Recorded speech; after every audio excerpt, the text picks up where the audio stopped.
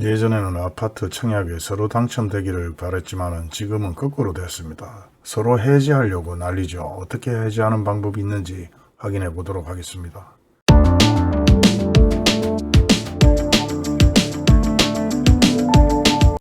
안녕하세요. 많은 분들이 아파트 계약금을 손해보더라도 아파트를 취소하고 다시 구입하면 더 저렴하게 살 수 있다는 얘기들이 여기저기 퍼져나가면서 엄청나게 많은 분들이 아파트 해지 요건에 대해서 물어봅니다. 아파트 해지 요건은 일단 계약금만 손해보면 해지를 할 수 있다고 대부분 아는 내용들입니다. 하지만 보시다시피 계약금이 1천만 원짜리도 있고 2천, 3천 다양하게 계약금은 나름대로 아파트 자체에서 대부분 정합니다. 근데 계약금 1천만 원만 들어갔다 그랬을 때는 얼마든지 1천만 원 손해보고 해지하면 되죠.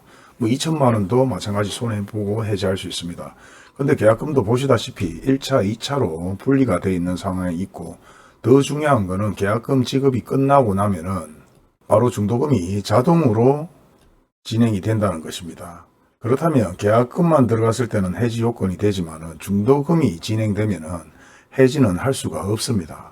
일반 부동산 계약도 마찬가지 계약금이 100만 원이든 500만 원이든 계약금을 내가 손해보고 해지할 수는 있고, 그리고 매도인 즉 아파트를 파는 사람이나 주택을 파는 사람 입장에서는 따블을 주면은 계약금 1천만 원을 받았다. 그럼 2천만 원 주면 계약 해지 요건이 성립이 합니다.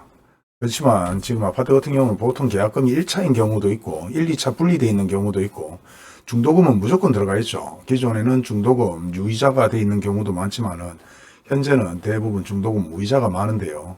자동으로 중도금 날짜가 지나게 되면은 계약 해지가 안 됩니다. 그런 걸 모르는 분들은 당연히 계약금만 손해보면 내가 들어갔는 돈만 손해보면 해지할 수 있지 않느냐 그렇게 생각하시는 분들이 있는데 전혀 그렇지 않다는 거 말씀드리고요.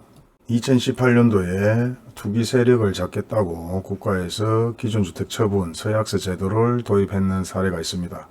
여기에 해당하시는 분이라면 또 나름대로 꼼수를 한번 부릴 수도 있지 않겠느냐 저는 그렇게 한번 생각을 해보는데요. 투기 세력들이 미친 듯이 날뛰다 보니까 기존 주택을 처분해야 아파트를 구입할 수 있다. 즉 6개월 이내에 기존 주택을 처분해야 입주증을 준다. 그런 내용을 예전에도 한번 얘기를 드린 적이 있습니다. 그러다 보니까 결국은 입주증을 받기 위해서 기존 주택을 팔려니까 현재 안 팔린다는 거죠. 그렇게 되면 기존 아파트, 주택이든 아파트든 엄청나게 급매로 또 팔아야 되는 상황도 발생되기 때문에 구축 아파트 가격이 다시 한번 하락할 수도 있고, 또 마찬가지 6개월에서 현재 2년으로 연장은 했습니다. 연장은 했는데 실제 기존 주택을 팔지 않으면 계약 취소를 한다는 내용이 들어가 있습니다. 그렇다면 기존 주택을 팔지 못해서 계약 취소가 되는 경우도 있지만은 지금 현재 계약금이 어느 정도 들어가 있는 아파트들이라면 굳이 기존 주택을 팔 필요 없이 안 팔면 자동으로 계약 취소가 되지 않을까요? 물론 아직까지 변호사나 법무사나 제가 막 확인은 해보지 않았지만은 여기저기서 얘기가 나오는 김에 마찬가지 뉴스를 좀 찾아보다 보니까 예전에 뉴스에 보면 6개월 시간을 주면서 기존 주택을 처분하지 못하면 당첨된 아파트를 취소시킨다. 그런 뉴스들이 있었기 때문에 그렇다면 기존적으로 지금 현재 계속해서 분양가 이하로 아파트가 쏟아지고 있기 때문에 기존의 계약금을 손해보더라도 시간이 지나면 더 저렴하게 아파트를 구입하지 않을까 이렇게 생각하는 분들이 많은 것 같아요. 그리고 그렇게 물어보시는 분들도 계신데 기존 주택 처분 확약서를 쓰신 분들은 기존 주택을 처분하지 않으면 자체 계약 취소가 된다고 하니까 이걸 한번 이용해 보는 방법도 나름대로 저의 꼼수인데 내일 한번 확인을 해 봐야 되겠습니다. 지금 기존 주택들이 워낙 안 팔리고 기존 아파트들이 워낙 안 팔리다 보니까 6개월에서 2년으로 연장을 했고요. 계속해서 2년이든 3년이든 기존 주택을 처분하지 않으면 해지 소송을 해볼 필요도 있지 않느냐. 그래도 한번 생각을 해봅니다. 짧은 머리에서 잠깐 번뜩이는 아이디어인데 확인은 물론 해봐야 되겠죠. 그리고 계약금이 4천, 5천만 원 6천만 원까지 뭐 들어갔다 이런 분들은 사실 한번 생각은 또 해볼 필요가 있어요. 과연 아파트 가격이 뭐 얼마나 하락할지는 몰라도 신규 아파트를 저렴하게 사기 위해서 먼저 계약금을 어느 정도 손해를 보고 신규 아파트를 구입하려고 하는 분들이 많은데, 신축 아파트 같은 경우는 계속해서 분양가보다 마이너스로 내려오기는 있습니다. 내려오고는 있지만은 이제 그런 과연 아파트들이 얼마나 더 내려갈지, 1억이 내려갈지 1억 5천이 내려갈지는 모르겠습니다만은 모험을 굳이 먼저 할 필요는 없지 않느냐. 물론 적은 금액이 들어갔다면은 포기를 하고 나름 급매물로 나오는 신규 분양 아파트를 구입하는 것도 나쁘지 않을 것이고, 미분양 할인 판매로 구입하는 것도 나쁘지 않을 것인데, 계약금이 많이 들어가는 분들은 신중하게 한번 생각을 해봐야 되고요. 또 중도금이 자동으로 진행이 됐던 곳은 해지를 할 수가 없습니다. 일반적인 주택이나 아파트나 모든 부동산도 중도금이 들어가게 되면 무조건 진행을 해야 되기 때문에 뭐 소송을 해서 이길 수 있는 방법도 없거니와 해지 자체가 되지 않는다고 생각하시면 됩니다. 분들은 자기 돈이 계약금만 들어갔다고 생각해서 중도금 생각은 못하고 있는데, 아파트 청약 자료를 다시 한번 보게 되면 자동으로 중도금이 지급이 되었기 때문에 해지 자체는 되지 않는다.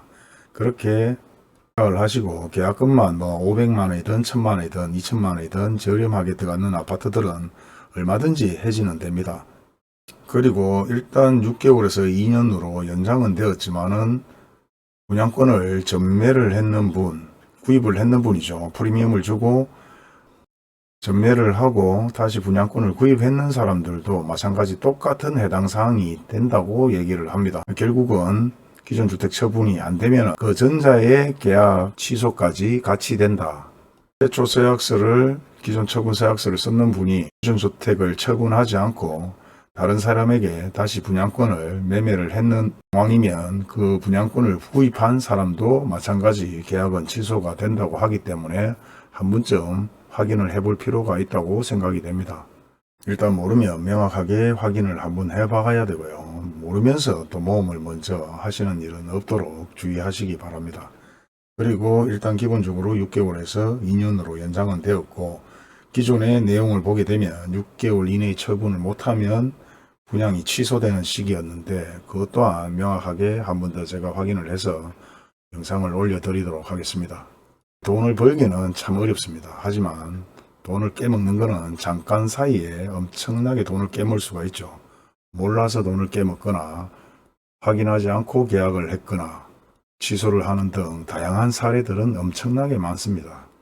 정말 이렇게 해서 2년 내에 처분을 못한다. 그렇다면 일부러 처분을 하지 않고 계약이 취소된다면 그렇게 하려고 하는 분들은 상당수 발생할 것으로도 생각이 됩니다. 예전 아파트 가격을 잡겠다고, 투기 세력을 잡겠다고 탁상공론을 하면서 계속해서 내놨는 규제들이 지금은 일반 서민들에게 엄청나게 또 피해를 입히고 있는 사례로 변질되었고요. 기존 투기 세력들은 실질적으로 아파트 금액을 올리고 대부분 분양권으로 대부분 떼돈을 벌었습니다.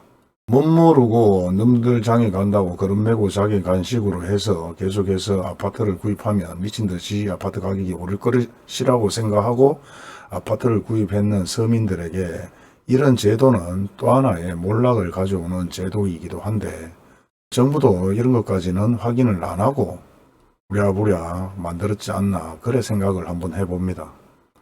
아무튼 위기가 기회가 될 수가 있지만은 위기가 더 큰 위기로 다가올 수 있기 때문에 많은 정보 수집에 노력을 기해야 될 때입니다. 오늘도 영상 끝까지 시청해 주셔서 감사합니다.